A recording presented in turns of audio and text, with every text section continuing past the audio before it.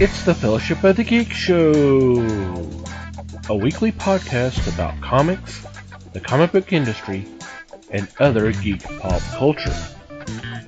Music courtesy of Manny the Martyr. And now, on with the show!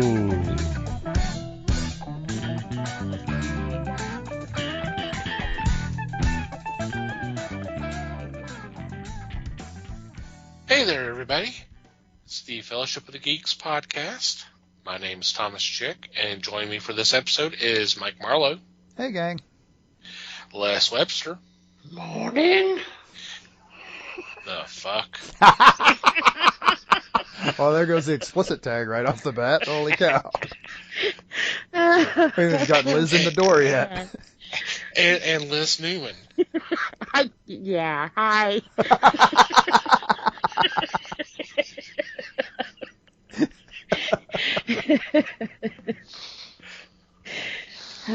Oh, man. I was going to ask how everybody is, but I got to have a pretty good idea. Oh, gosh. Les likes to keep us on our toes. So, how is everybody?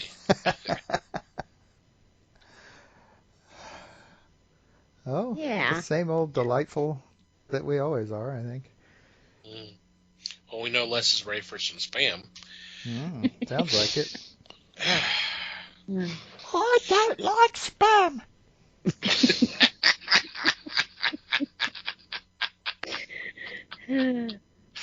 Oh, okay. See what happens when we miss a week. I hope everybody out there is doing okay. So what's been going on in your corner of the galaxy? He asks, afraid.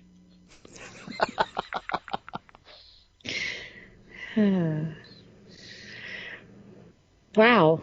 What hasn't been going on in my little corner of the world? 2020 bites ass, pretty much.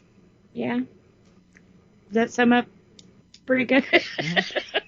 That's nice and succinct. Yeah. I approve. Yeah. Well, other than everything else, the sky falling and everything, I'm going to take Thomas's talking point away. Uh-oh. If you guys join us over on Discord, there's been some really neat conversations going on, and I'm not sure how we got off on the subject of the Muppets, but I spent I know, right? But I spent like the next 2 days watching like Muppet stuff, and yeah, it's pretty interesting. You can find most of the episodes on YouTube now. I've been watching the Jim Henson Hour, which is pretty cool. I shared one on there the other day on Discord, and it was the making of the Muppets. And to me, that's always kind of, people are like, oh, I don't like that because it takes away the curtain. Well, yeah, screw the curtain. There's a lot of hard work underneath that curtain. And just the way that he described it and the things that he did. And, on Twitter, they've been sharing a moment. It was kind of like a candid moment between him and this little girl. And you could feel he broke character for like 2 seconds to kind of laugh, and it's like that right there to me totally describes Jim Henson. He loved what he did. He was great at what he did, and not another one like him, But one thing that I really was like blown away by, a lot of people, have been comparing the newer Muppets to the older Muppets, and it's, of course the new stuff is not stacking up to the old stuff. It never will. But then when you see the work that he put behind that, and today's terms, now this was like what, the 80s? Late 70s, early 80s? Yeah. He was setting a path that most people didn't even know how to do. The computer technology he was using at the time, even just the puppet animatronics and stuff, the hand puppets, and he really, wow. He blazed the trail. He did. And he gave people a good base to build off from. Because something as simple as what that episode, he didn't have to show people his tricks. That's part of what got him paid. But he was showing it and explaining every detail how he did it because he was proud of what he did. He wanted people to learn it and grow it. He didn't want it to be stuck where it was, And when you find someone like that who's not all me, right. it really... Someone who's as much a teacher as they are an artist. Yep. So it was...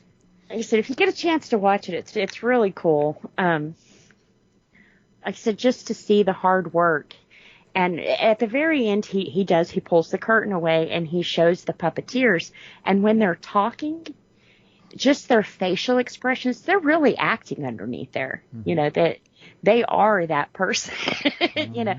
Even without the puppet, you could almost see who each one of them was just from the way the facial expressions and the way they were acting and stuff. So. Mm-hmm. Oh, you can bet they practice their asses off for that stuff too. Oh, yeah. Big time. I mean, like you would see an actor practicing or rehearsing his lines. Yeah. Same deal. Because I'm sure they have a table reading, get comfortable with their lines, Mm-hmm. But some of the stuff he pulled off back then, some people still today can't even do it,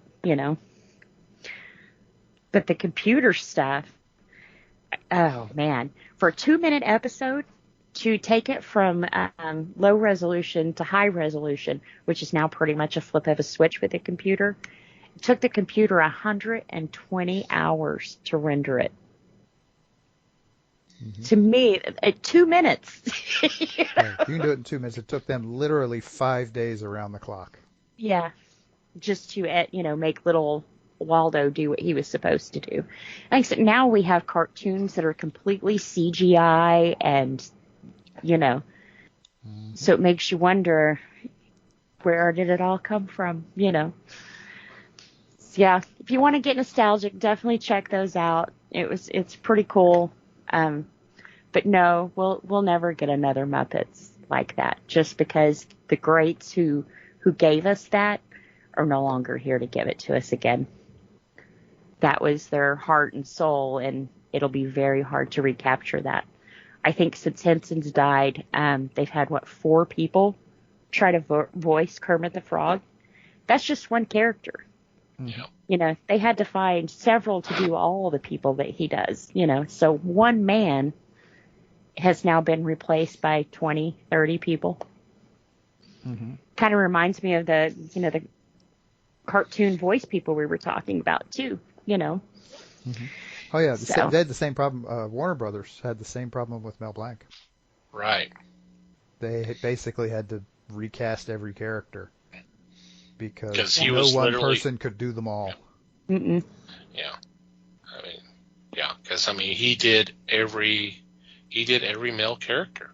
He may have done some of the females, but we know June 4A did a lot of them, too. Mm-hmm. Yeah. Did a lot of the females, if not all of them. But, right. yeah. A lot, yeah. And it's hard. Trying to recast your lead person, pretty much, Mm-hmm. Now, I have not watched it yet, and I apologize, but do they cover how they got Kermit to ride a bicycle? They do. That's one of the last episodes. They show the first time he rode the bicycle and how they did it. And then the next movie was the Great Caper, when they had the whole bunch in the bicycles, and he also walks you through that scene and how he did it. He's like, once we figured out how to do one bicycle. And then it was kind of cool because in that group scene of, 20 Muppets on bikes, he's like, if you look way up in the front, there's 2 big tricycles that were pulling all of those, and his son was on one of them. So his son got to be in the Muppet movie. Nepotism. Yeah. Totally. And then one other thing that they don't normally talk about a lot, they also went to the Monster Studio in London. And you got to see some of those characters and stuff too, and how they came to life. So he like covered every aspect of the Muppets in one episode. Nice. That's cool. Mm-hmm.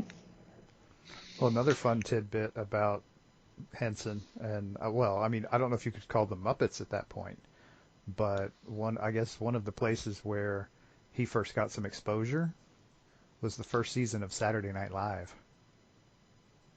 Oh, yeah? Yeah. I remember a few years ago they put the first season on, I think it was Netflix, and I don't know if it's still there or not. It may not be, but yeah, they basically put all of the first season of Saturday Night Live up on Netflix, and I watched some of them, and every so often these puppet things would show up, and they would do their own sketch, and yeah, it was kind of the predecessor of the Muppets. That's pretty cool. I'll have to check that out too.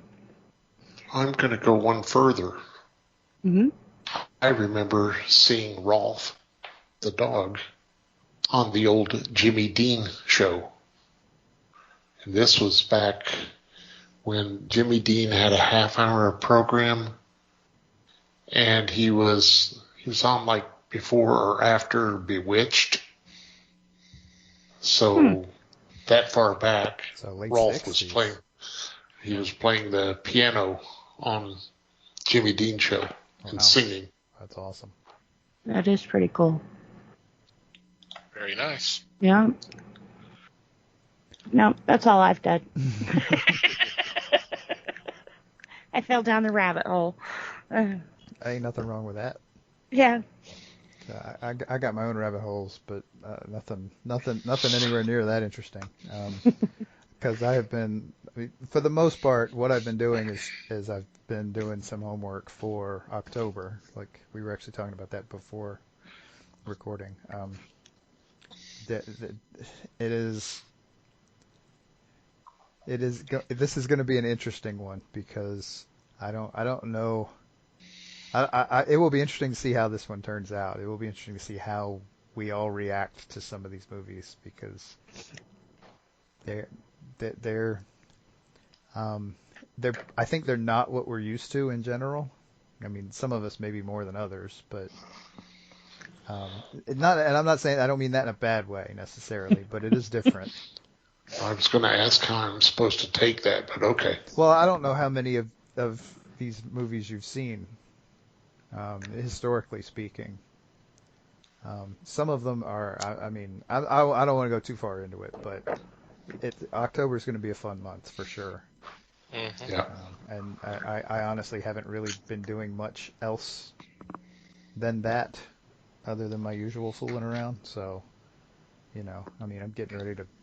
I mean, school's getting ready to start for my kids, so that's been distracting to say the least. So, I bet. real life's about to get interesting. Real life is its own horror show. Pretty much. Yeah, I'm going to keep my kid home as long as I possibly can. Yep, I would. If I still had kids in school, I would. Yeah, and I think it's interesting how that's really almost all that I hear from all whatever outlets I'm hearing things from. But it's only about half of the kids in the district that my kid's in are planning to keep. Only half of the kids are planning to be kept home at this point, which surprised me. I thought that would be way higher, but yeah, I guess. Me I mean, too. honestly, the deal is that there are a lot of people who simply can't, and I am fortunate enough to be in a position where I can keep my kid at home, and so I'm very grateful for that. And it's going to be. I mean, I don't want to be too much of a doomsayer, but I don't think it's going to be a good thing in the short term. And I don't. No. I find it will be interesting to me to see how long it lasts, because I think they will simply have to stop at some point. Yeah. Well, I hate to say this, but you always have that one parent who's too busy and they don't notice that their kid's sick and they send them to school, Or sometimes it's just a matter of they can't take the day off, Right. A lot of people are in their livelihood depends on being somewhere other than at home. Mm-hmm. And I mean, you can't hold anything against those people. They can't help it. I mean, they have to take care of their family in the best way they can. And in the past, that has sometimes meant sending their kid to school with 101 to fever. And that's gonna happen. Yeah. And I mean, there's not necessarily anybody who you can really blame for it, as much as our society loves blaming people. Yeah. But it's also going to cause huge ripples Mm-hmm. in a relatively short amount of time, and it's not going to be pretty. That's all. Yeah, I hate to go there, but if I was like an evil villain and I really wanted to cripple a country, I would go through the kids. As sad as sick as that sounds, you use the kids. The kids get sick, they take it home, and boom, now you've got the parents. What's the one place kids have to go? I'm not saying that's what's happening here, but that's what's going to happen here. Kids they pick up stuff, they lick stuff, they poke stuff in their eyeball. I mean, I commend the teachers who are taking on this task just to keep these kids with masks on, but it's going to be bad. It's going to be bad. It is, and it's actually in a sense it's the teachers that I fear for the children too, but the teachers are, I mean, they're walking into a bad situation, and they have to, and they're some of the ones that are in that position where they don't really have a choice. Yeah, and the basically society is going to lean on them really hard over the next few weeks without even realizing it, and probably without any appreciation for it at all. Oh no. But yeah, I'll have to say that here in Garland we house Saxe, Rowlett, and I think part of Wiley into our school district. When schools shut down, they shut down on a Thursday. By Monday morning, these teachers had come together. They had put a plan together. They had put online lessons together. They made sure a way these kids were going to get computers and everything else into their homes. And they did that in one weekend. Other districts like Dallas, a whole lot bigger district than what we are, looked at us for the example to what they should be doing, what they should, how to do this and everything else. Do you think they got a thank you, a bonus, a raise, anything? Nope. Not a thing. And that's to take a whole school district and get it computerized in a weekend. Wow. I mean, I am a nerd when it comes to computers, and I couldn't do it. And we're not talking about one of the wealthy school districts in Texas either. We're talking. I mean, I don't know how poor they really are. I mean, it's a huge school district too. Don't get me wrong. Yeah. So there's obviously some money running around, but yeah, they're not. I mean, a lot of those buildings that they're in are 50 plus years old. Yeah, and they make do with what they've got. As that profession has kind of always had to do. Yeah. I mean, it's kind of a thankless job. It really is, and I have too many friends who are in it, and so me too. It offends me a little bit, but what are you going to do? It does. Well, especially when people are like, well, kids aren't in school, or does that mean we're going to get our tax money back? Well, no, you dipshit, because kids are still learning. Teachers are still teaching. Just because they're not in the building doesn't mean that money's still not being spent. That these, right,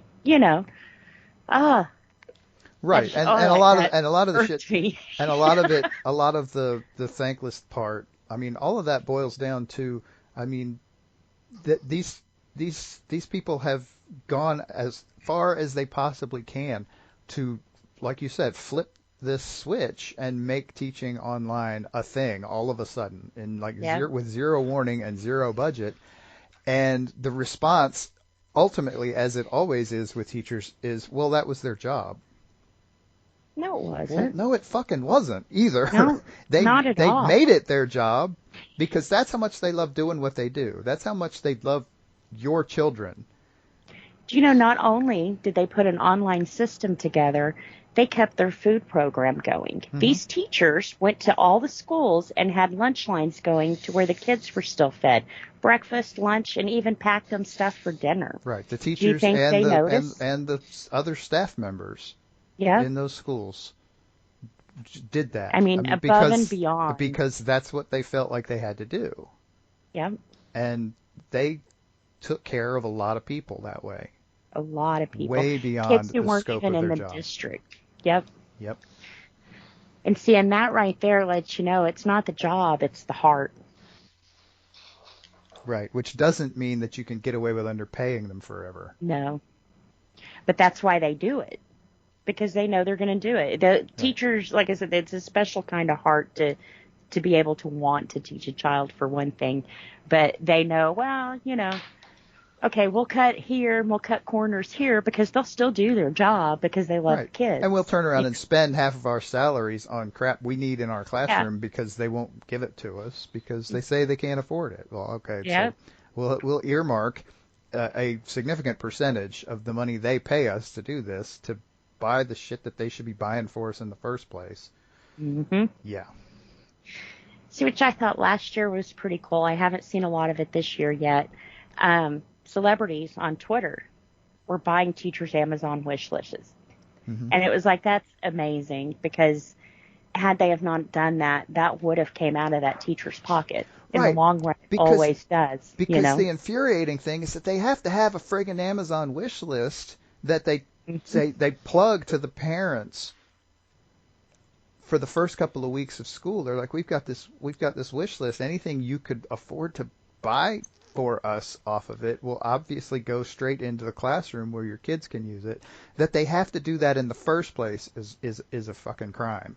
It is. In my opinion. I mean, why can't they be given the money that they need? Mm-hmm. I would gladly pay more in taxes. Well, I mean, I'm a friggin' lunatic for that, but I would gladly pay more in taxes for them to have what they need. My school tax bill is the highest tax bill I pay. Mm-hmm. So it's kind of like, you know, we're paying it. They should have it. They just raised our taxes, 2 years ago? But they raised our taxes 2 years ago for these laptops. What do you think helped these kids during the pandemic? Mm-hmm. The laptops that everybody bitched about buying, you know? And all of a sudden, they're absolutely necessary. Yep. Hey, there's a shocking idea. Maybe we needed them in the first place. Maybe it shouldn't have been such a big damn deal to get them. But then we had them, and when everybody's hurting for money right now, the school district, guess what? They're not asking you to buy a laptop for your kid now, you know. But once again, that's overlooked too. It's, you know, the schools are doing everything they can. I really think so. But they're doing the best they can with what they have. The problem is what they have is a joke. Yeah, big joke. And that's honestly, given how all of that is structured, it's a governmental problem. Big time. It all the way to the top. I mean, always honestly, for Texas, I can speak for Texas. I cannot speak for any other state in the union. Teachers are effectively government employees, and the problem is that there are so many layers of bureaucracy and bullshit between the actual government and the school districts. They can blow it off. The government can blow it off and say, "Nah, they're not really government employees," even though they're getting their paychecks from the state, effectively. Yeah. I mean, so yeah. Anyway, because they don't see the achieved. faces. Tangent achieved. I got started. Sorry. That's all right. I kept you going. You did. You kept feeding the fire. What's wrong with you? Hey, Les. How about you? Oh, hi. Damn, I was hoping he was going to do his whole show in that voice that he started off with. Yeah, he ruined it. Well, I took it upon myself to watch some episodes. I watched a documentary, Rise of the Superheroes. Have you folks seen this one? No. It sounds familiar, Rise but I of don't the know if I've actually Super. watched it. Was I'm that sorry? the one that Discovery did in like 5 parts or something? No. No. This was just a documentary where they talked about how comic book characters made it to the silver screen. Oh, that's cool. And it's interesting because if you read the promo for it, they talk about starting with Tim Burton's Batman. And I went, wait, stop right there. Because Richard Donner did a couple of movies prior to that brought superheroes to the silver screen. Now, that's not to say, you had the serials, the Batman serials, and you had the television series with Superman or the Hulk or Wonder Woman, things like that. But luckily they went back and said, oh yeah, in the documentary they made sure that you understood that Donner brought Superman to the screen first. They also covered the fact that there were some of the characters that had films made, but you never saw them. They never saw the light of day. And I'm particular with Captain America, with Reb Brown. Because I remember going to see Back to the Future 2, and one of the previews was for Captain America with Reb Brown. It never made it to the screen. It ended up being shipped off to television studios or to stations. But this was... Oh, I'm sorry. Syndication. Go ahead. Yeah. Go ahead. So- I didn't mean to interrupt you. Go ahead. No, go ahead. I was just going to say, maybe I'm confused. Wasn't the Red Brown ones? Wasn't those the TV movies of the 70s? Are you thinking about the Matt Salinger one? It was Matt Salinger. Yeah, Matt Salinger. Thank you. Yeah, because I have seen that one. I saw it on a video and I don't remember how, but yeah, I've seen that one. With Matt Howard De Silva. Yeah, and Ned Beatty's in it as well. So there's your tie to the Superman. Tie. Yeah, and I'm sure that was done on purpose. But yeah. And it was it's an interesting take. It's something to sit and watch. Mm-hmm. They talked about this little-known actor playing the part of Captain America in Captain America: The First Avenger. And I hit the button. I said, wait.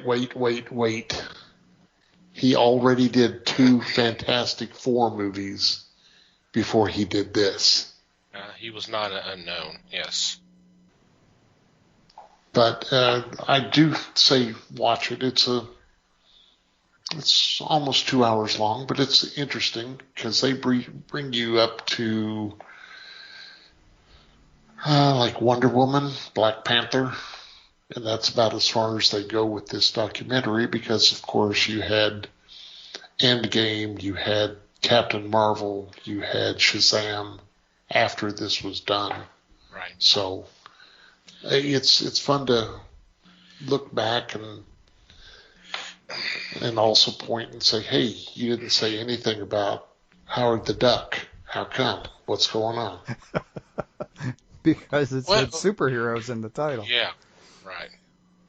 Well, they did cover like Road to Perdition with Tom Hanks and Jude Law.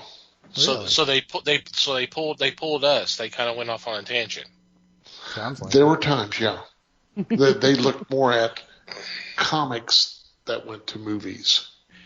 And that's fine. If they did that, that would be great. Because then you can do Road to Perdition, you can do American Splendor, you can do 30 Days a Night, and you can keep on Tank Girl. You can keep on going with stuff like that. I don't have a problem with that. And that would actually be awesome. Because there's people out there who think of, when they think about comic books turn to movies, they're gonna think about people in tights. They don't think about Road Perdition. They don't think about 30 Days a Night.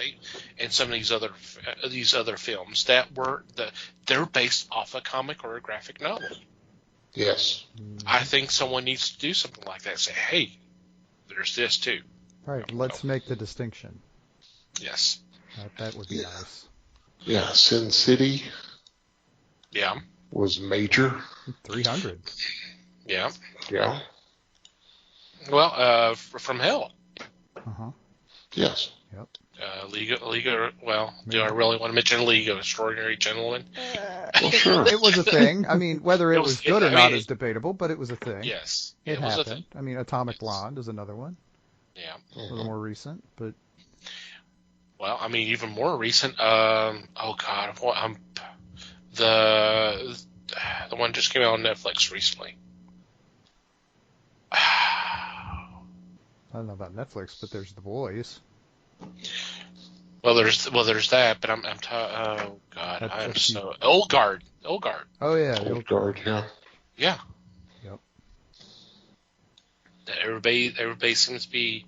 You want to talk about obscure Charlize Theron movies? Aeon Flux.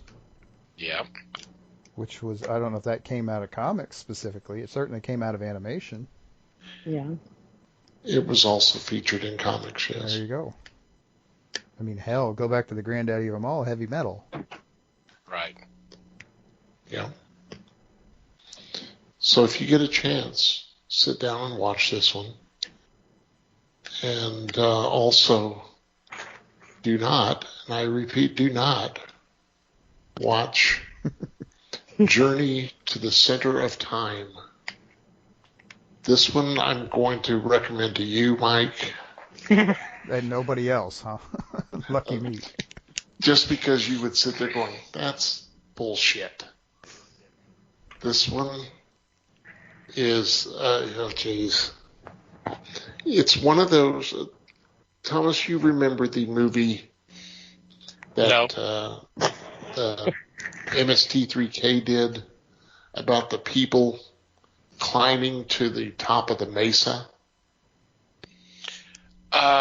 Yes, because of the running joke of rock climbing. Yeah, I can't remember. I can't remember the name of the title, but it starred Cesar Romero. Yeah. And Hugh Beaumont. I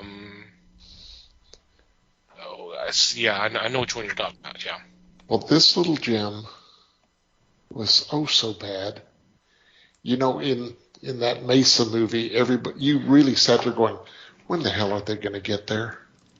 Please get there. You could have gotten there 30 minutes ago. I could have been happy. This movie is like that. Yes. Thank you. Yep. I just came up with that too. Yep. This movie is in the parallel with that one. It is so freaking bad.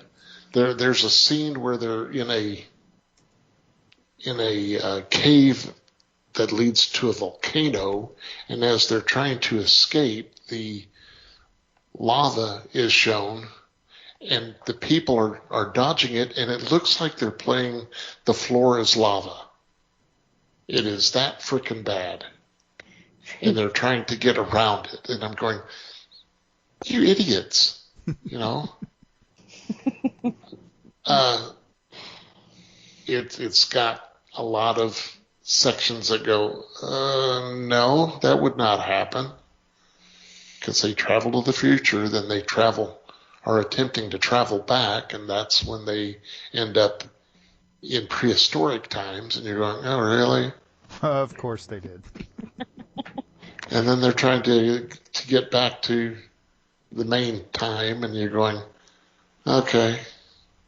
And as they're trying to get to the main time, they do everything in a freaking flashback. And you're going, I've seen this. Don't do this to me. Why would you put flashbacks in a time travel movie? Yeah, exactly. There's one inaccuracy. They show one, just the one. As they're traveling backwards, they're showing wars. They have a screen and they're seeing the Second World War. They're seeing the First World War. They're seeing the Civil War. They're seeing a wagon train being attacked by Indians. They're showing... I remember that war. Yes. They're showing the Revolutionary War. But I'm going, wait a minute. The Civil War was fought before the expansion to the West. In the respect that they showed cavalrymen with the wagon train trying to get them circled to brace for the attack. So the cavalry wasn't established till after the Civil War. And I went, well, okay, you've just lost all semblance of order. I'm not going to watch this. I said, no, you got 20 minutes, just keep going. And when it was finished, I went, God damn, this is bad. And I had no... worth your time, Mike. But yeah, he's because it's time travel. See, I got the gist of this. Is he's wishing this on me because it's a time travel movie. And you would understand how poorly done this is. You would appreciate how badly this was accomplished. Maybe it was a flashpoint. No. And that's why the wars were messed up. You wish. I think you're reading too much into this. I'm just trying to make sense of it, you know. Too late. Why bother? The writers certainly did. Yeah, they certainly didn't waste their time with making sense. Hell no. No. But that's what I got this week. Kind of a big bag of nothing. The last 10 minutes has been a big bag. I was going to say, he must have borrowed that bag from me, huh? Yeah. Well, for me, just like Mike, I've been prepping for October. Also discovered a channel on Twitch that's I highly recommend. It's called Starlight Drive-In, and we'll put a link in the show notes. And all it does is it's basically showing drive-in movies or showing movies. It's a really cool channel, and there's been a couple of like drive-in ads. I caught a PSA for trick or treating. It looked like it was dated late 70s or early 80s. It was kind of fun to watch that again. Well, not watch that again, but to watch that. But it's a really cool film channel. I saw part of the Scream, Blackula Scream. Watched Dr. Terror and the House of Horrors. Love that film. That stars Peter Cushing, Christopher Lee, and Donald Sutherland. I would not have won that bet if someone said, "Hey, there was a film that all three of them were in." Wow. I would have lost that bet. But it's a really good film. It's kind of a horror anthology, and it was done so well. But definitely check that out. And like I said, been working on research for October, which we'll be talking more about that as we get closer. The horror month is coming. Yay. And then just other podcast related stuff. We have a casting call coming up here next month. I've been working on that one. This one's taken me a little bit more than I thought it would. But it's definitely different. So it'd be kind of interesting to see how everybody's answers come. So it's just kind of the kind of stuff. And of course, messing around with the Discord, like Liz mentioned, we do have a Discord. Definitely, we invite you to come join us. If you go to our website, www.thefellowshipofthegeeks.net, there is a big-ass picture that says come join our Discord. Click on that, and you'll get an automatic invite. We have some great conversations going on there. We always post some news links or just something that kind of catches our eye that we think it's discussion worthy. Try to have a little fun there. Things kind of expand, not necessarily on a daily basis in terms of content, but we try to put in a bunch of stuff. So come join us. We also have a section to where you can reach out to us regarding our podcast.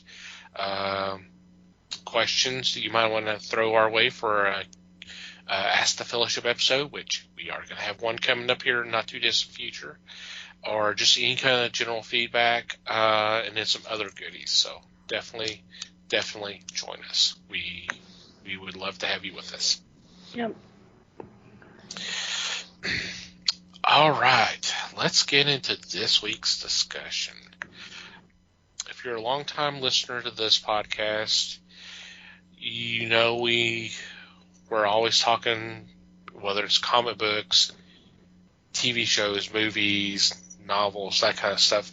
One thing we don't normally talk about is music. Well, that's going to change a little bit with this week's discussion. It's not necessarily just because it's music. It's because it was a pop culture event that happened 35 years ago, last month, July. And we're talking about Live Aid, the marathon concert that took place in London and also took place in Philadelphia. So just kind of celebrate the event and talk about some of the acts and maybe what some of us might remember from watching some of that. So with that, I am going to step back and open up the floor to everybody. Well, not only was it happening in Philadelphia and London, this event sparked off concerts everywhere. They were being held in the Soviet Union, Canada, Japan, Yugoslavia, Australia, Austria, and West Germany. They satellite linked up all of these concerts, and at the time, it was 1.9 billion viewers, which was 40% of the world's population. So this was a historic moment. How it got started, what was it about? I forgot the guy's name. I didn't even write it down. Bob Geldof? Geldof. Yep. Geldof and Ure did a song called Do They Know It's Christmas? And it spotlighted the kids starving over in Ethiopia and things. And a news station picked the song up, and they kind of used it for, their spotlight on this situation. And that's when Geldof and Ure got together and was like, man, we've got to do something with this. Let's do this more. And that's how Live Aid came out. The song itself, at the time, I'm wanting to say there was over 44 bands that participated in singing the song. Mm-hmm. And,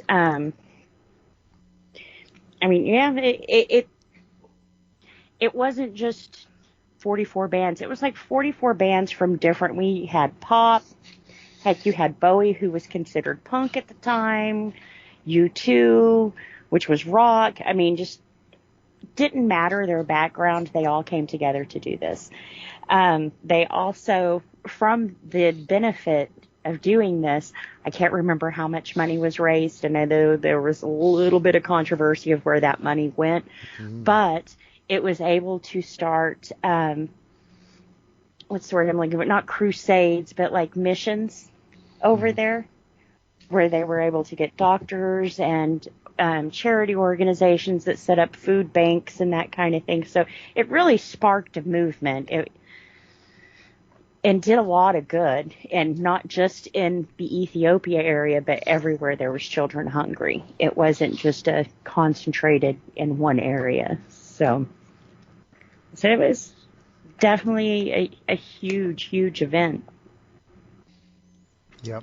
And honestly, I think part of the kind of the controversy around it comes from the guy who kind of sparked the whole thing, Bob Geldof. He's an interesting guy, to say the least. I mean, he kind of came out of that late 70s punk scene in the UK, well, specifically in London, but Geldof's from Ireland. And so he was kind of he had his band, the Boomtown Rats, was kind of in that punk scene in that time frame. And I mean, just over time, building up, I guess, the contacts to be able to do something like that, and because honestly, I mean, he was in the Pink Floyd movie, The Wall. I mean, he was the star of that movie, essentially. I mean, out of nowhere, nobody knew who he was at that point.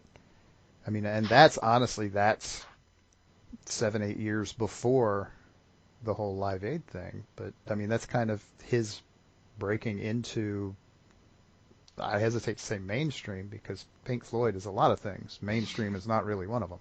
Right. I mean, one of the highest selling rock albums ever, notwithstanding. Pink Floyd is not hugely mainstream, but he, over time, this guy who is, I mean, he's a punk rocker, honestly. I mean, and he's kind of got that chip on his shoulder personality, and then manages to come together and pull off something like this. It's kind of amazing in its own way.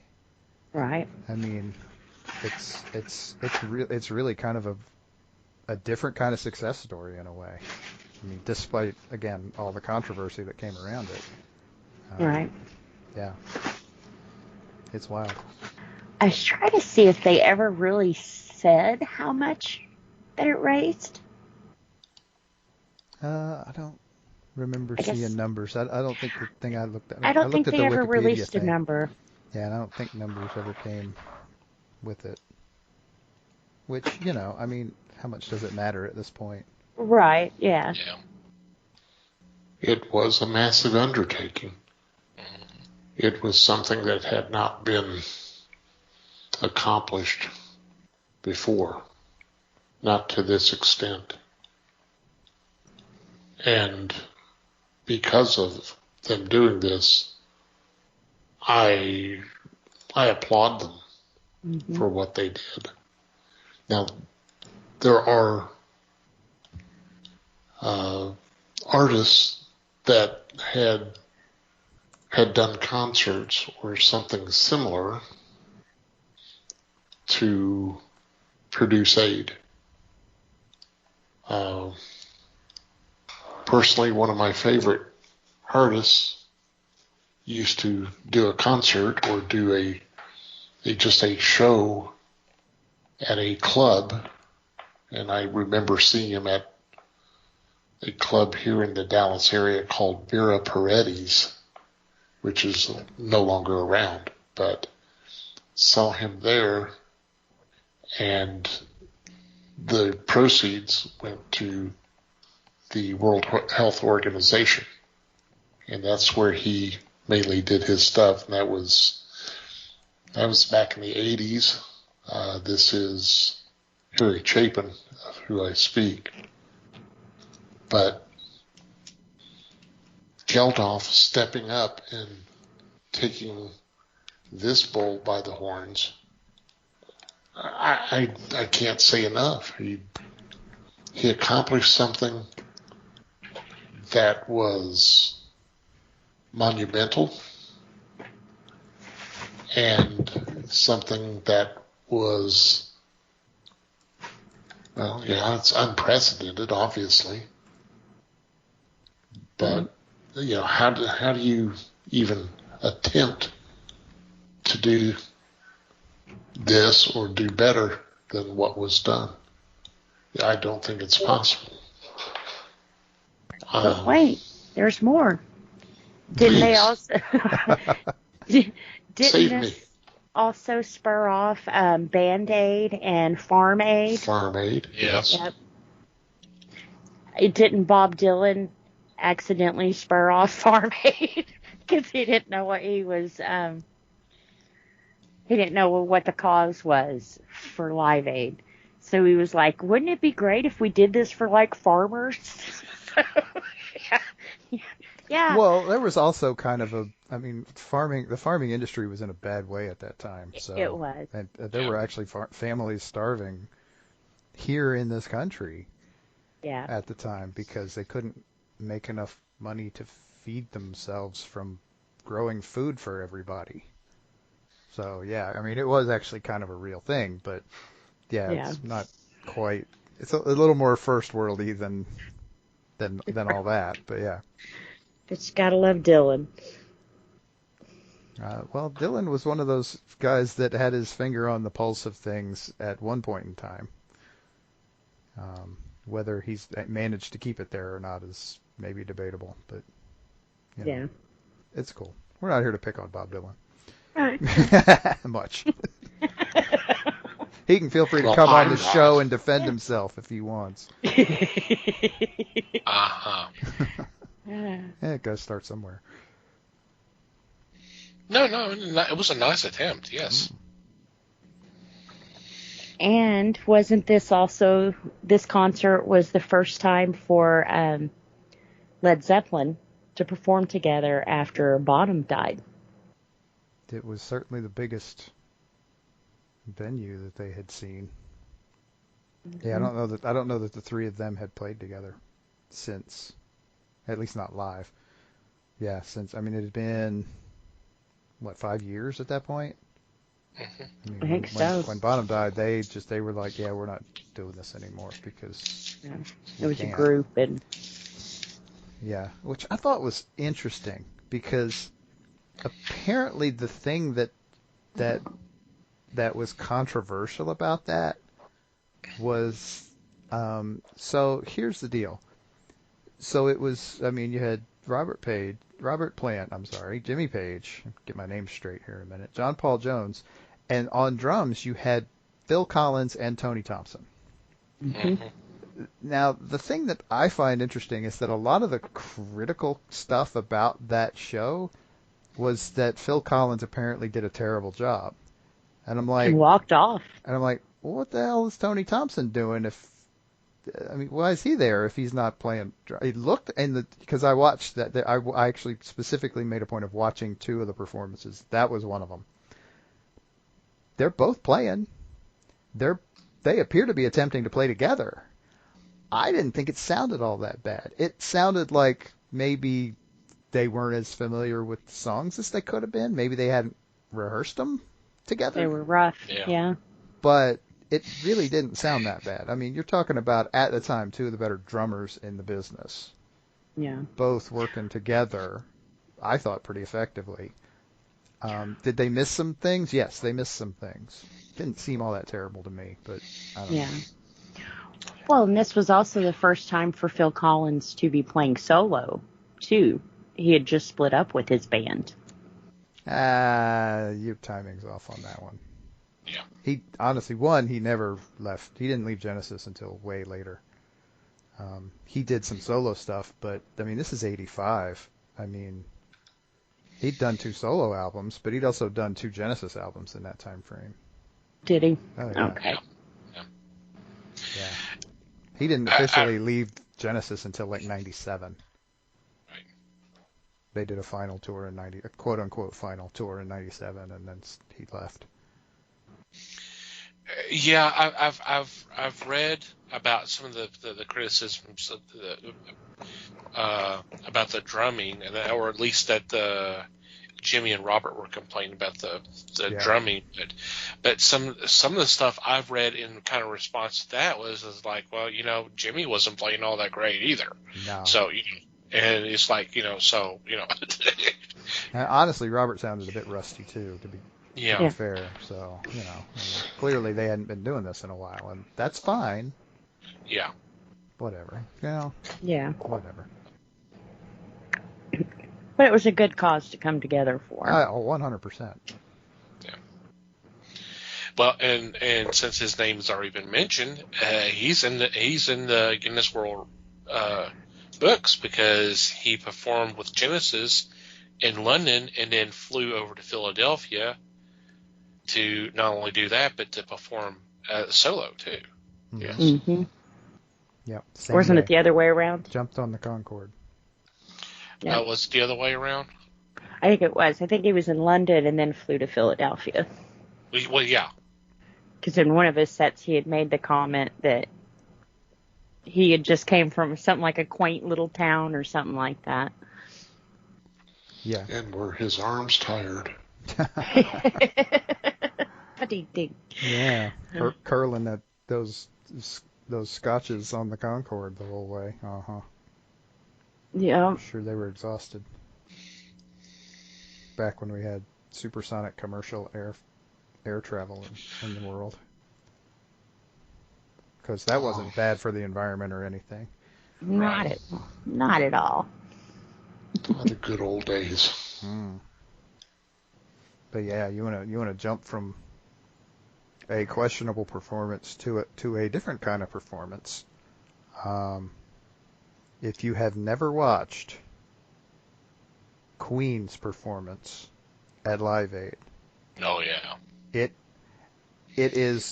I'll put it this way, it is widely considered to be one of the greatest concert performances ever, and rightly so.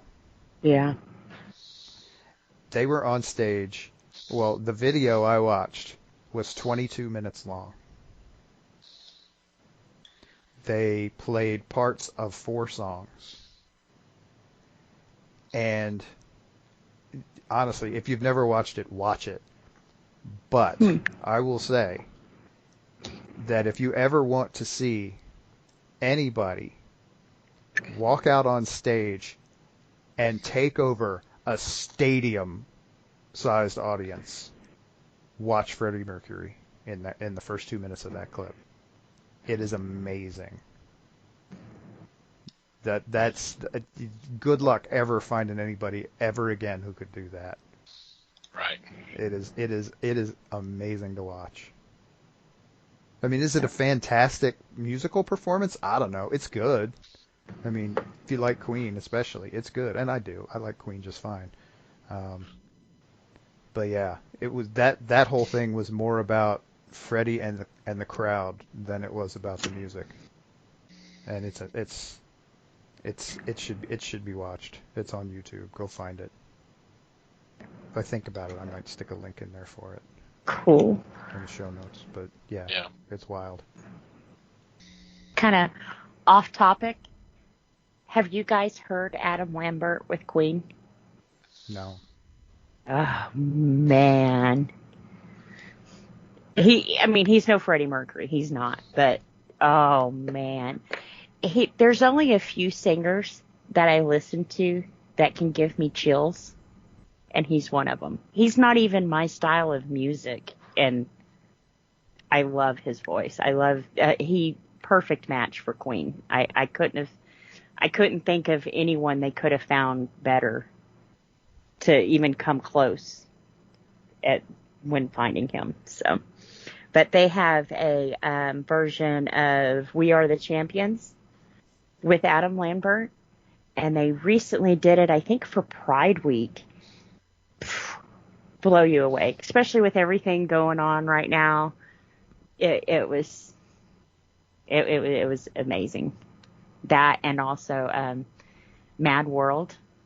I know that's not a Queen song, but he covered that one, and oh man, that one brought me to tears. So Have to hunt that down. yeah, and I think he did that one for Pride Week too. One of them he did for Pride Week, and the other one he did for the hero. I think the Mad World was for Pride Week, and the hero song was for the coronavirus. It went to all of the first responders and nurses and stuff. Nice. So it was pretty good. But yeah, you said Queen, and he popped in my head. So. But yeah, I mean, I think at Christmas time, that song has to at least be played like 1,000 times before Christmas. Oh, it's definitely okay. Well, we've got at least one radio station here in Dallas that does constant Christmas music for like a month. Yes. And that one's in the rotation for sure. Like do they know the it's hourly Christmas? rotation. Well, there's only so many Christmas songs, so yeah, they play it a lot. But, Oh man. Yeah. I mean, it's a good song. Don't get me wrong. It's a good song, but yeah, that one, and they usually follow it up with Lennon. So this is Christmas.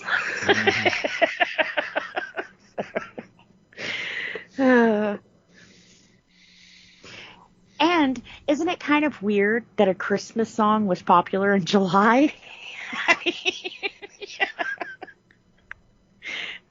So, things that make you go. When did So that it's song like- come out?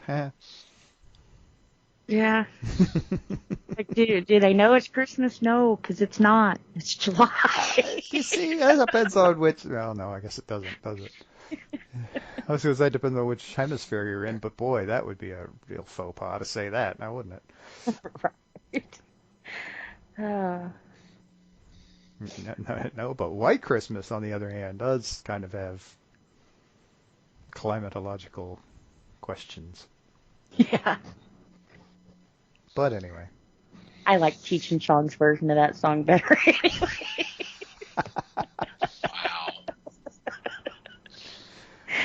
Wow. They did some surprisingly interesting musical stuff.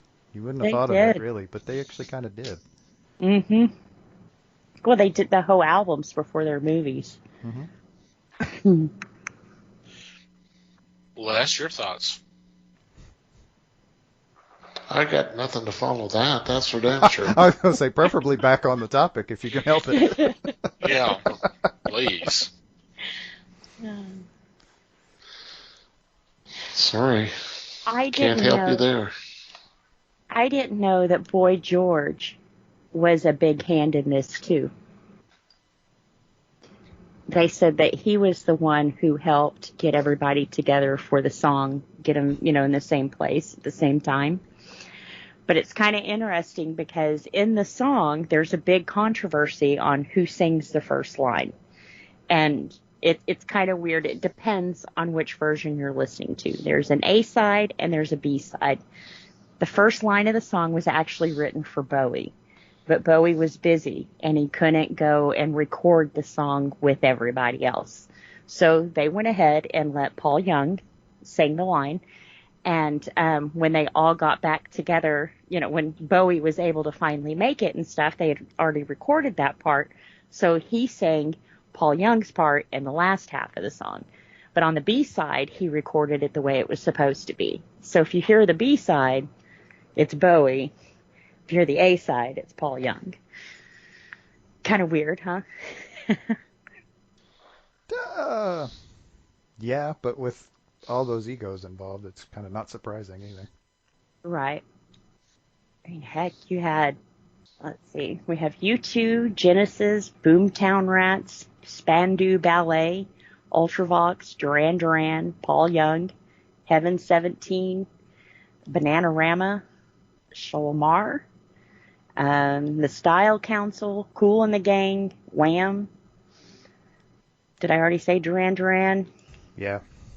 Culture Club, The Police, Status Quo, David Bowie, Paul McCartney, Frankie Goes to Hollywood, and Big Country. That's a lot of bands from, like I said, different genres. I mean, Hadn't yeah, heard Duran Duran. hadn't heard some of those names since the 80s, and honestly, I hadn't heard some of the others at all. But yeah, Yeah. Yeah. I don't know who the Spandau Ballet is. Spandau Spandau Ballet. Ballet. Spandau Ballet. Oh yeah, Dude, yeah, they were big back in the 80s. As I say, should that be a name I know? I don't know if I could list songs, but I mean, they got airplay. Okay. I probably have heard of them. Yeah. See, I was hear songs, in you'd the probably 80s. go, "Oh, those guys." Yeah. I was listening to like The Cure and Depeche Mode and Duran Duran, maybe Wham, maybe. Oh, I was listening to some of those to like Duran and Wham, but not willingly. I always thought Duran Duran was named when they had the hiccups. Duran. No. That's not where the name comes from. Surprisingly, that's not it. Yep. That's some big names. Mm-hmm. And Sting, when he was still with the Police, with his Stalker song. Hey, that shit was a big hit, man. That was. It was. Apparently, people related to that. I don't know Yeah. why, but yeah. Don't ask me to sing it, but Spandau Ballet was famous for True. Yeah. You've heard the song. I'll post a. If you ever listened to the He'll sing radio in it the for you. 80s, you've heard it. Yeah. Yeah. I mean, it's still played from time to time on On soft rock hop, that kind of thing. stations that play a shitload of 80s music. Yeah. I think K-Love probably plays it a lot. Oh, I bet. Here in the Dallas area. Okay. Yeah. You don't listen to that, I know. Yeah, Yep, Yeah. that's that's the it. one. That's it. That's the one. See, you do know it. Now I'm going to That be singing that hurts. all night. Kind of, yeah. Yes, it is Good. now permanently in your head. Yeah. It's hard to do episodes like this without having some 80s flashbacks. It's, Or flashbacks from the 80s. Yeah. yeah. I've had literally 80 flashbacks. No, not really. Much. Good cover. Mhm. Good cover. That was graceful, wasn't it? I think so. Uh-huh. Take a bow. Mm-hmm. So, Les, you didn't watch any of this that was broadcast, or you just don't remember? Sorry, guys, I was not. I did not watch it. I don't honestly I can't say that I remember watching it when it happened either. Mm-mm. Yeah. I kind of remember bits and pieces. I mean, I knew about it. Yeah. I mean, it was huge. It was a huge thing, but Oh God, yeah, yeah. I don't remember watching it specifically. Yeah. I don't remember watching this either, but I remember the next one. The We Are the World. Wasn't that, It was, Was that couple of years- Band-Aid? It was a couple of years later. yeah. No, that was USA for Africa, Yeah. Okay. and that was I want to say 87 on that one. 87? I think so. I'm doing this out of memory, but it was around then. I'm pretty sure we were in high school. By we, I mean Tom and I. Yeah. I don't know if you were or not at that point. I don't think you were. No. See, 85, I was 10. I would have been in 5th grade. Right. No, didn't watch this one a lot. But middle school. Plus, we had to be careful with music. So, What, the whole preacher dad thing? yeah. Which I figured was why you went the whole goth route in the first place. It was because while everybody was griping about Ozzy Osbourne and Judas Priest. My dad didn't know who Robert Smith or David Gahant was. You know, they were off the radar. They didn't know about them. I didn't get Stray Cats. a whole lot of playtime on the radio. I mean, they got some, but not like some of the other raunchy crap that was going on in the 80s. Right. So music was a thing. And then later on, I found his man cave, which had like Black Sabbath, and I was kind of like, wait a minute. You have me listening to the Doobie Brothers and you're listening to Black Sabbath? Fuck you. You can musically you can draw the line between those two bands, believe it or not, but it's not that long a line. But right. So it was kind of like, wow. Do as I say, huh? You didn't have to be high to listen to Black Sabbath, but it didn't hurt. Yeah. So that I remember when I first discovered Black Sabbath, that was kind of one of those, wow. They're not crying about their feelings or nothing. They have no feelings. Right. Not when you get that wasted, no. No. I make jokes about the drug use going on in Black Sabbath. It doesn't make me any less a fan. Yeah. I'm just calling it like it is on that one. Oh, yeah. Right. I mean, most of the bands out of the late 70s, 80s was Tootin' sex, up. drugs, and rock and roll, you know. Oh yeah. Which is why I was not allowed to listen to rock, because I was a good girl. Uh-huh.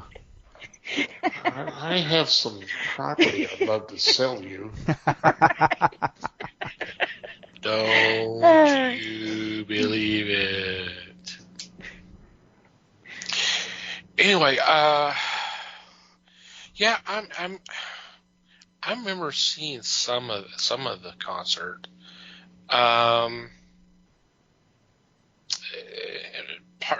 part that I remember, yeah, I remember catching some of Zeppelin's performance, but the one that kind of sticks out to me, and I guess because I was really I still am a fan of their music, but just how things had kind of hit time-wise for them was Daryl Hall and John Oates, because in their performance they also had Eddie Kendricks and David Ruffin. So this was about the same time that they were doing the whole thing with Apollo, with it being reopened, and they did a whole performance there with them, and they also did a concert for the restoration of Statue of Liberty, which was going on right around that time as well. So, I think MTV, when they played music, Wow, I think that's long ago. that was so long That ago, was man. back in that time frame, so yeah. I think they played clips of this concert, because I remember the Queen one. I mean, that's iconic. I don't know if that's what he always wore, was the white wife beaters, but I remember the live scene. And they also did Woodstock, played clips from that, and from the fake Woodstock that they did 20, 30 years after it or something. The 94 one? Yeah. Yeah, I think so. I think it was 25 years. Yeah, sounds about right. That was a big deal. Yeah. Or at least according to them it was, but yeah. But yeah, I want to say the video clip I watched of the Zeppelin one, it had some of the MTV people talking for a minute or so after. Yeah. So yeah, they were definitely there. And they were recording. I want What to was say his they ended name? up playing the, Kurt Louder.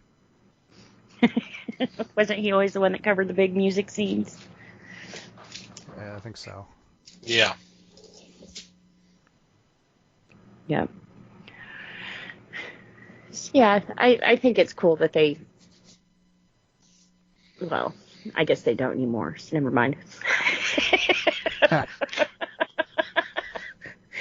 Quick Rosanna Yeah. Dana right there. Go ahead. You Never started. mind. Well, I was about to say it's good that they keep things like that and show people this was, a moment in history, and when they quit playing music, you kind of lost all that. They have 3 channels: MTV2, MTV3, and almost any time you flip through there, there's never music on. It's always a game show or something. Or reality TV. Yeah, Yeah. essentially at some point they dropped the whole music television thing, which was what started them, and just dropped the brand to the letters MTV, and Yeah. a lot of people quit caring at that point. And Yeah.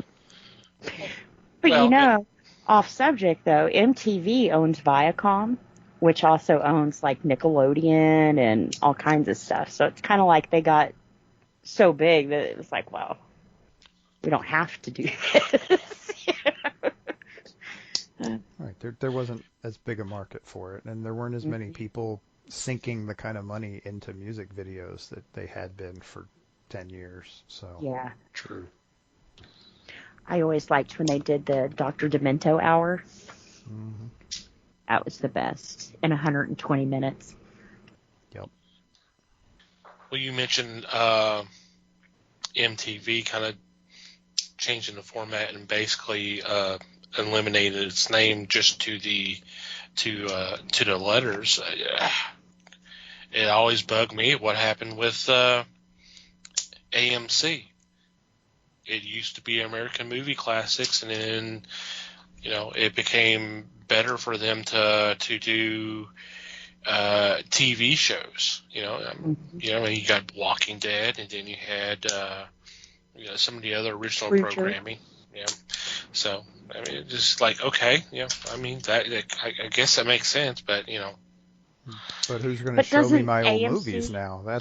right. That's where you get it from that. Is Yeah. you're changing your format away from what I liked. Mm-hmm. So Yeah. now what? Yeah. But doesn't AMC also own TMC? No, The Turner Classic Movies or no, those are TCM? separate. Right. So Live Aid. Us wander off topic? That never happens. I don't know why. It never happens. I don't know what I'm Ever. talking about. It's crazy talk, man. But yeah, it's like I said. There's definitely some really interesting moments in terms of music there. Many of which you could probably track down on YouTube.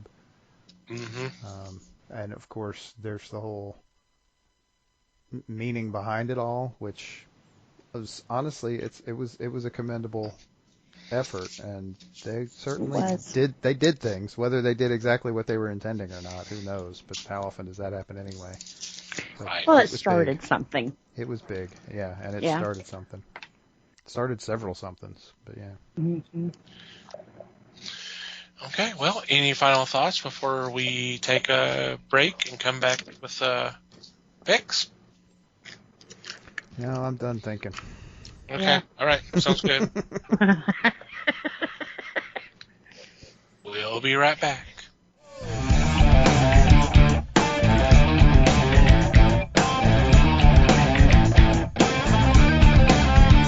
And we're back, and it's time for our weekly picks. And this week I lead off.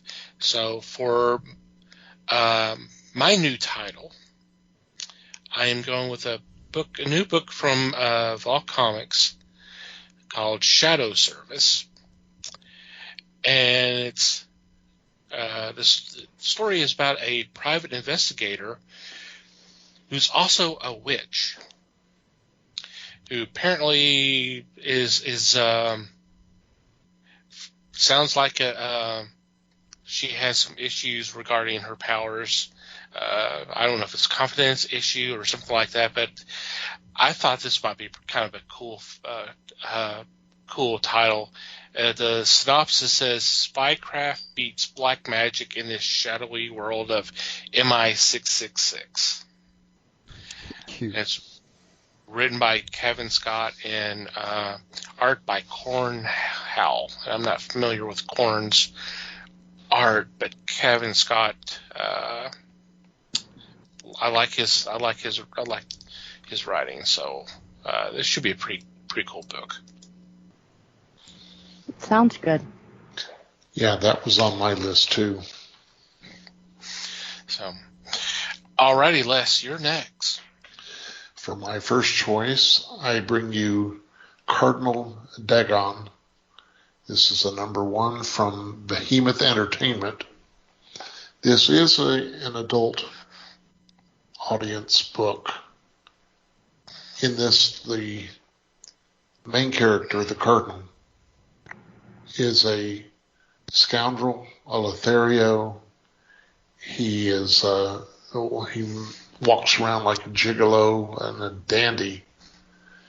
But after the death of the Pope, it's up to him to bring about the ruin of Earth.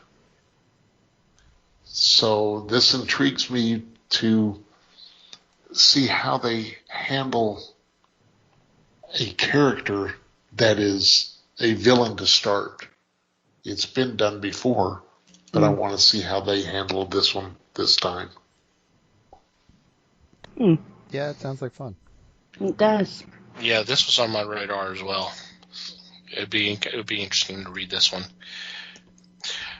Alrighty, Liz. All right, for my new one, this is a really, really, really cute story from Top Shelf Productions. It's called Cody. Katya goes to Alaska with her grandmother, and she comes face to face with a bear, and a big bear. But instead of being scared and hurting her, she finds out that the bear can fish, and they become really good friends and form a bond. Well, Katya's got to go back to Seattle, so when she does, Cody goes on an adventure pretty much to go find her. So, cute story. Of course, animal lovers, readers of all ages, definitely pick this one up. So, animal stories are always cute. I can always relate to those. Nice. I like the sound. Mm-hmm. Yep. Alrighty, Mikey. Hey, it's my turn. So my new one is actually a graphic novel, and it is called Cell Block Earth and Other Stories, and this is from Dark Horse. And this is essentially a collection of kind of shorter pieces, kind of sort of anthology-esque. But I guess the notable part is that it was written by Justin Gray and Jimmy Palmiotti. And I like their stuff, so I'm definitely I've checked out some of their stuff before, and I'm curious to see what we got going on here. It looks like a group of I think it's 3 sci-fi type stories. So hey, sounds like fun to me. It does. And Very, very nice. Alrighty, it's my turn. So for my title you may have missed, this is from DC Comics. I've talked about it in the past, I think. It's Shazam, the World Mightiest Mortal, and there's 2 volumes. And this collects the series from the 70s. Volume 1 collects issues 1 through 18, and then Volume 2 is 19 through 35, and then all new collector's edition number C-58. A lot of great names on here. Elliot S. Magan, E. Nelson Birdwell, Denny O'Neil, with art by C.C. Beck, Kurt Sauvinger, Dave Cockrum, Dick Giordano, Pat Broderick, on and on and on. This these stories were my introduction to Shazam, Captain Marvel, and it really became popular because of the Saturday morning live action show from Filmation. It's great to go back and read some of these because there's kind of an innocence to it, a little goofiness to it. Because I mean, one of his closest friends is a walking, talking tiger in a suit, business suit. So I mean, come on. So it's just kind of these are some fun reads. So I definitely recommend checking them out. Cool. Yeah. Sounds right. It does. All right, Les, you're next. My choice is the Creepy Presents Richard Corbin. This is a volume of stories done by Richard Corbin for Creepy Magazine. He has such an exquisite use of line work and proportion. This is a must-have for a Corbin fan. The stories are varied. Some are humorous. Some are downright gory. But it's all so meticulously done that it draws me to it. Corbin is a master. And like I said, if you are a Corbin follower or collector, this is a must. Yep, I'm in. Yep. Yep. I love his stuff, so yes, I'm definitely in. Yep. Alrighty, Liz. All right. For my older one, I am going with Destroyer from Robert Kirkman. This was printed on the Max Marvel line because it's explicit content. It's Kirkman. It's got blood, it's got guts, it's got gore. It's Kirkman. This was actually when he was still kind of getting a footing after Invincible, and before he went into Walking Dead. Chris Walker, that does the artwork in this book, it's really good. I love the artwork in here. He did work with him also in Invincible, so it's a good team up. This story is about a superhero who finds out that his biggest enemy is age. He's getting older, and although he's still fighting, he's finding out that his heart can't keep up with the fight. So he decides, if I'm going out, I'm taking everybody that I didn't like with me. So he's got a list, and he's marking it off, and all of a sudden his wife and his daughter get kidnapped. So he starts another quest to save them, and I guess the big angst in the whole story is, will he finish his list or will he die first? So like I said, if you're a fan of Kirkman and you don't mind blood, this is a good story. It was 5 issues, so it's a light read. A sit down in one sitting kind of read. Pretty good. Like I said, even if you don't care for the storyline too much, the artwork in it is just amazing. So pick that one up. Yes. Sounds pretty cool to me. Yeah. Alrighty, Mikey. Okie dokie. So my big pick is from Valiant Comics. And this actually coincides because Valiant is this week or next putting out a reprint of the first volume of this book. And it is Archer and Armstrong. So if you're not familiar, Armstrong is a member of an immortal family. They never die. Armstrong is like 5,000 years old. Archer is 18 and he's one of these like homeschool type kids who's been raised inside this religious sect that is very much against like fun, basically. And Archer is this immortal who's been living forever, nearly forever, and is this huge party animal.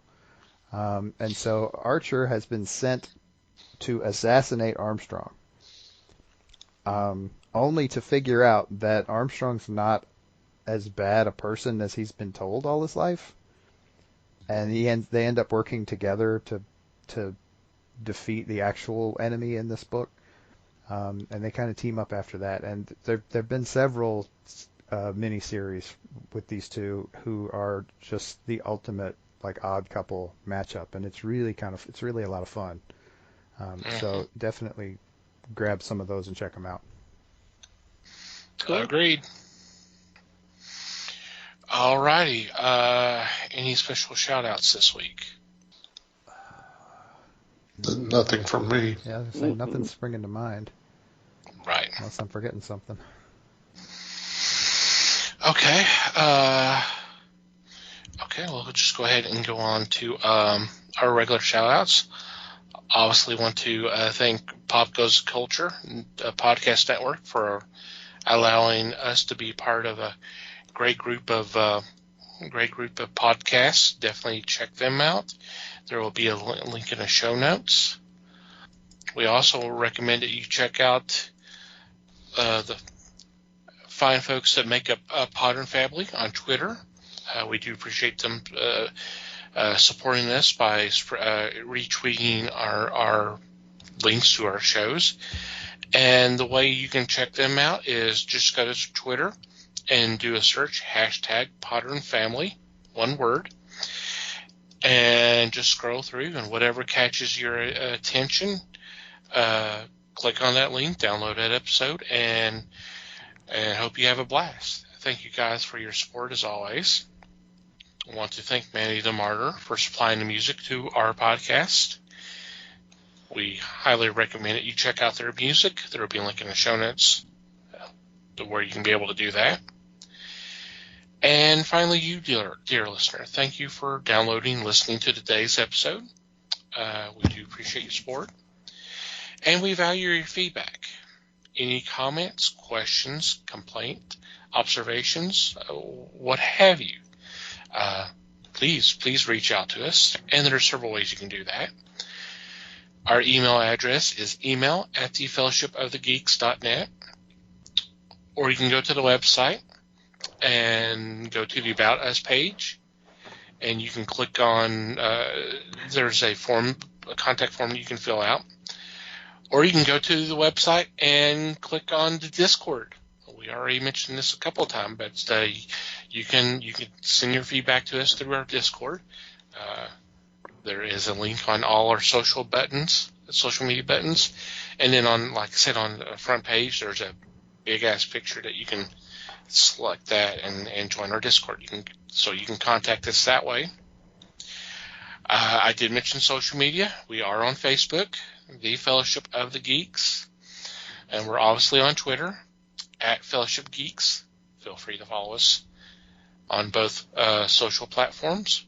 If you'd like to follow our personal Twitter accounts, Mike can be found @MikeyGeek. Liz can be found @LN_geek. And I can be found @TomTCGeek. And from whatever source that you find our episodes to download, if you would please take a couple moments to rate and review our show, it would be greatly appreciated. Anything else before we say goodbye? Just thanks, everybody. Thank you, everyone. Do appreciate you listening. Thanks for listening, everybody. We do appreciate your support as always. And until next time, geek on, my friends.